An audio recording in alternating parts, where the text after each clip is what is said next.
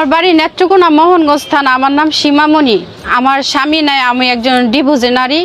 তো আমি এনজিও থেকে লোন উঠাইছিলাম 50,000 টাকা। তো এই লোনের মাধ্যমে আমার মাঠকর্মী স্যারের সাথে আমার পরিচিত। ও আমাকে বিয়ের আশ্বাস দিছে, বিয়ে করবে এবং আমার বাচ্চার দায়িত্ব নেবে। তো এরকম আশ্বাস দিয়ে সে আমার সাথে অনেক শারীরিক মিলামিশা করছে, আমি তাকে দিতে চাই নাই। তো বিভিন্ন রকমের ব্ল্যাকমেল আমার করছে সে, যে ভালোবাসলে অনেক কিছু দিতে হয়। তারপর আমি কি করব, ভালোবাসা টানে দিলাম তারে। দেওয়ার পরে এখন সে অস্বীকার করে আমার বিয়ে করব না। পরে বলছে বিয়ে করবো না কেন? কয় আমার বাবা মা মাইনা নিব না।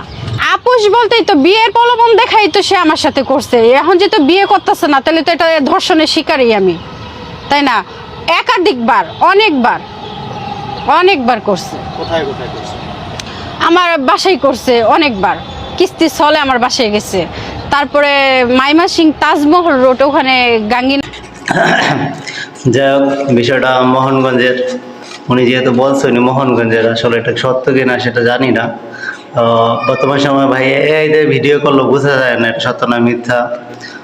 তো আসলেই এটা জানা দরকার, যে যদি কেউ জেনে থাকেন না যে ভিডিওটা আমাদের মোহনগঞ্জেরই, তো অবশ্যই কমেন্টে জানিয়ে যাবেন।